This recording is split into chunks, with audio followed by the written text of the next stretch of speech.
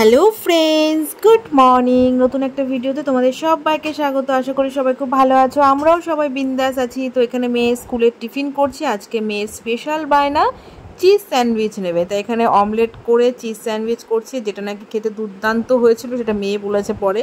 কারণ দুটো এই 4 পিসই করেছি, মানে দুটো 4 পিস পাউরুটি দিয়ে দুটো করেছি। মেয়েকে পুরোটাই ধরে টিফিনে দিয়েছি, কারণ ওর ফ্রেন্ডসটা ওর সাথে টিফিন শেয়ার করে। আজকে ভীষণ ব্যস্ত 3 বছর ধরে যেই কাজটা করিনি সেটা আজকে কমপ্লিট করব। তো দেখো আমার আলমারির অবস্থা কি করলাম। তার কারণ হচ্ছে যত শাড়ি আছে সব শাড়িগুলো বের করলাম, বের করে এখন যাব হচ্ছে রোদে দিতে। কোথায় যাব? শাড়ি কিছু কিছু শাড়ি আলমারিতে আছে, ওইগুলো আমার দড়িতে দিলেই হবে। আর এই বাস্কেটের ভেতরে যা শাড়ি আছে সব শাড়ি এখন নিয়ে ছাদে যাব।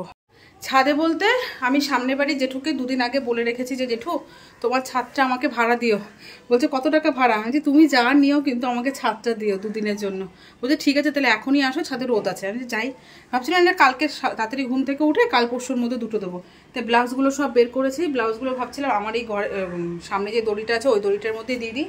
তাও জেঠু যখন বললো ছাদে যেতে, তা ছাদেই দিয়ে দেবো, একবারে হয়ে যাবে সব। তো আজকে আমার শাড়ি ব্লাউজগুলো দেবো, আর একদিন আমার চুড়িদার, আমার হাজব্যান্ডের জামা কাপড় যা আছে সব কিছু দেবো।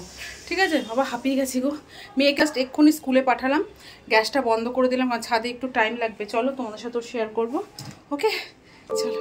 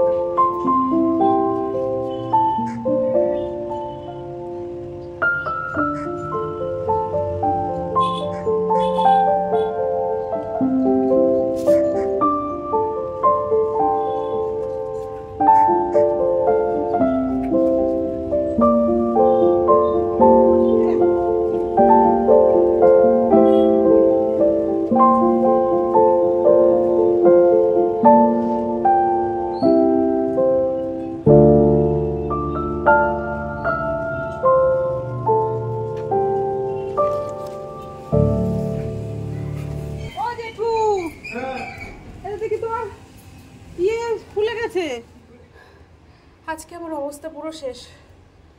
ও কি রোদ কি রোদ। তার মধ্যে একবার মেলে দিয়ে গেলাম, গিয়ে আবার ব্লাউজ ট্লাউজ এনে দেখি দড়ি পুরো ছিঁড়ে গেছে ভারে। আমি তো বুঝতে পারিনি যে ভার হয়ে ছিঁড়ে যাবে, তো এসে ছিঁড়ে গেছে। জেঠুকে ডাকলাম, জেঠু আবার সব কিছু ঠিকঠাক করে দিল। এখন হচ্ছে যেসব একটু হালকা শাড়ি সেগুলো এই দড়িতে মেললাম।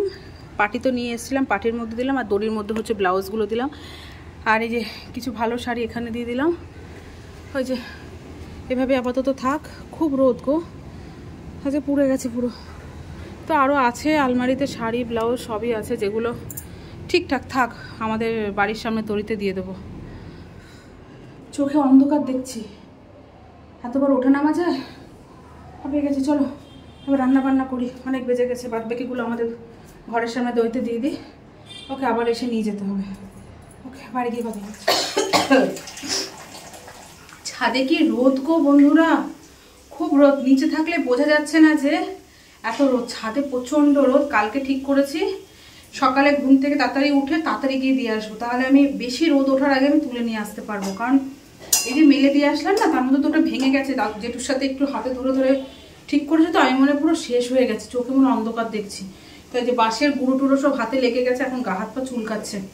তো আর বাদ বাকি যেসব মানে ঘরের কটনের ব্লাউজ, কটনের কিছু শাড়ি, আরও কিছু শাড়ি আছে শোকেসের ভেতরে, সেগুলো আমাদের এই দড়িতে মেলে দিলাম। সায়াগুলো সব মেলে দিলাম। এই দেখো এই ব্লাউজগুলো আমাদের এখানে মেলে দিলাম। এই টাওয়ালটা নতুন জানো, একদিনে ইউজ করা হয়নি।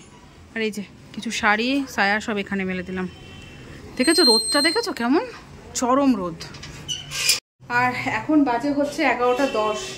দেখো বিছনার চাদর টাদর সব বের করেছিলাম, সকালবেলা কেচে দেবো বলে জল আসেনি ঠিকঠাক মতো, এই জন্য আর কাচিনি, এগুলো রেখে দেবো।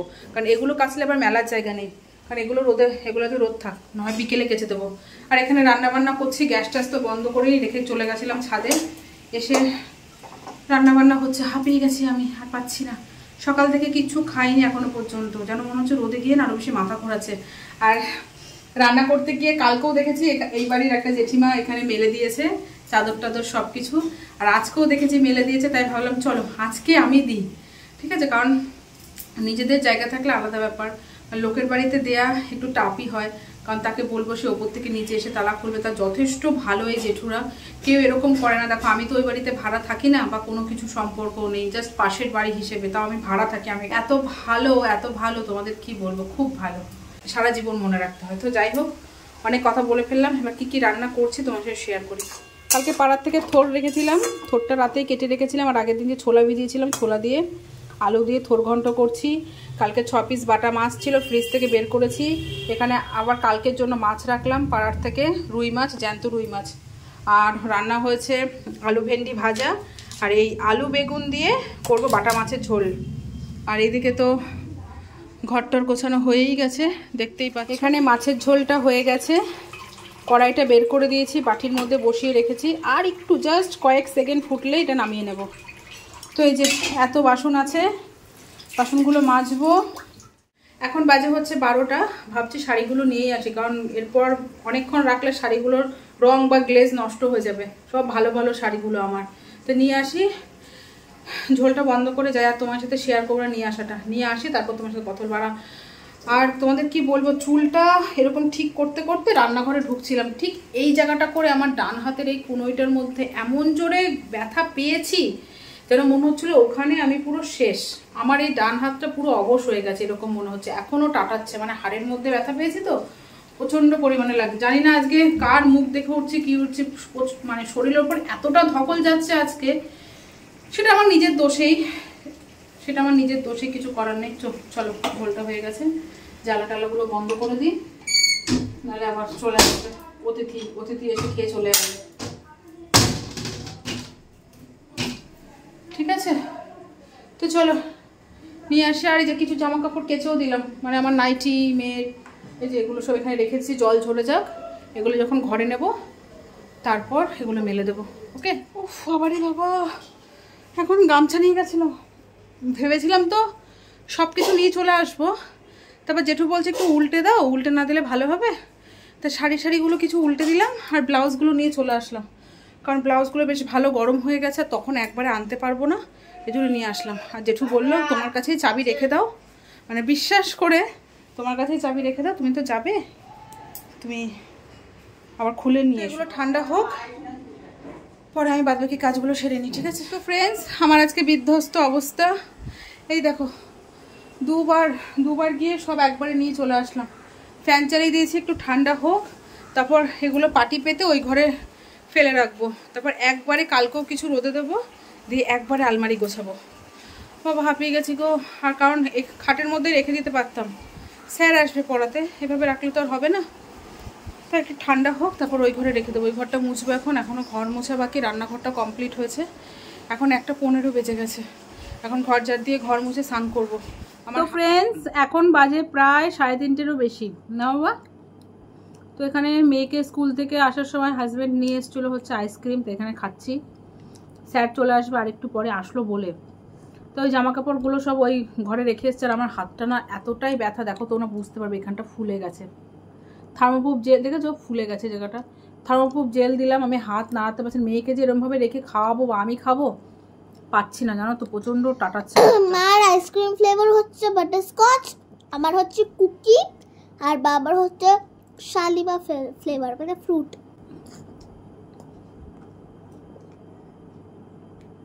চলো আইসক্রিমটা খেয়ে নিয়ে তবে তোমাদের দেখাচ্ছি ওই ঘরের অবস্থা। তো ফ্রেন্ডস, এখন বাজে হচ্ছে 5টা।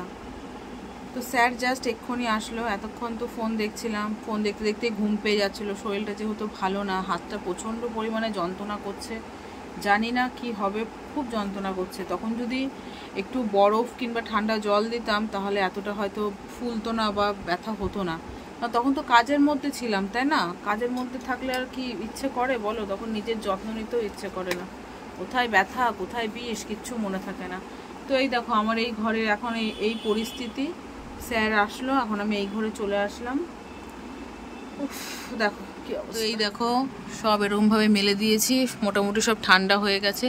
ওটা কিন্তু আমার পুরো নতুন শাড়ি, একদিনও পরিনি আমি, জানো। এবার পুজোয় ভাবছি পরবো। তো আরও অনেক নতুন নতুন শাড়ি আছে যেগুলো রোদে দিন, এখানে আছে ওখানে আছে, আর এই দেখো এখানে এখানে সব ছড়িয়ে আছে।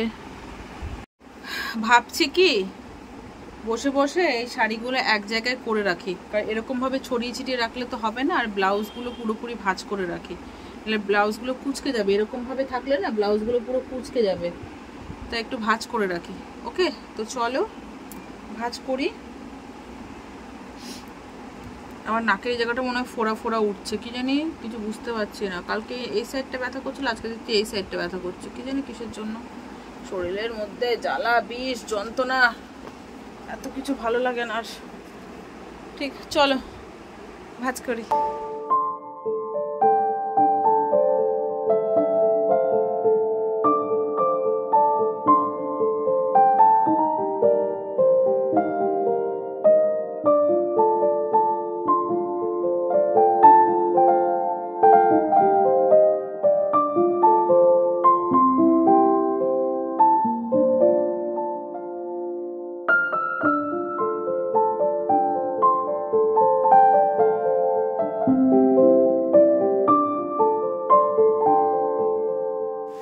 বাইরে নেমে গেছে মুষলধারায় বৃষ্টি, দেখো কি বৃষ্টি হচ্ছে।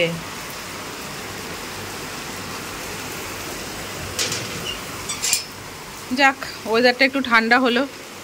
তো ফ্রেন্ডস, এই দেখো এই জাস্ট সব কিছু গোছানো হলো, শাড়ি ব্লাউজ সব কিছু। কোমরটা আর সোজা করতে পারছি না গো, যেন মনে হচ্ছে এক জায়গায় পুরো আটকে আছে। এতক্ষণ টানা বসে থাকা সম্ভব বলো তো? তাও অনেক কষ্ট মষ্ট করে এগুলো সব ভাঁজ করলাম। আর মুষলধারায় তো বৃষ্টি হলো, মুষলধারায় বৃষ্টি হলো। দেখা যাক কালকে কেমন ওয়েদার থাকে। তাছাড়া এগুলো তো এগুলো এখন এখানেই থাকবে। কিছুক্ষণ আগে তো মুষলধারায় বৃষ্টি হলো, যদি ওয়েদার ভালো থাকে কালকেও কিছু দেব, তা না হলে কিছু করার নেই, তা পরের দিন দিতে হবে।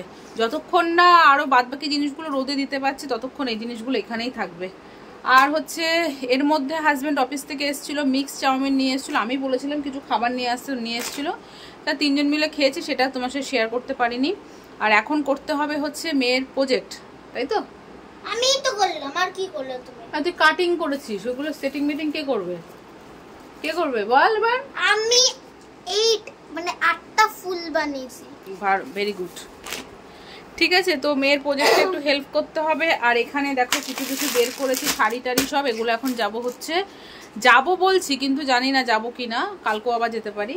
মানে কিছু ব্লাউজ বানাতে দিতে হবে, কিছু চুড়িদারের সাইড ফিটিংস করতে হবে, এইসব এগুলো নিয়ে যাব টেলারের দোকানে। তো দেখা যাক, বের করে রাখলাম, যদি সম্ভব হয় আজকে যাব, যদি না হয় অন্যদিন যেতে হবে, কারণ এরপর বেশি দেরি হলে আবার ব্লাউজ দিতে চাইবে না। আর এবার আমার মানে কি বলবো, ঘরে শাড়ি নতুন 3-4টে আছে, ভাঙা হয়নি, কুর্তিও আছে। দেখা যাক পুজোয় কি নেব না নেবো, এখনও ঠিকঠাক কিছু হয়নি। ওকে, তো চলো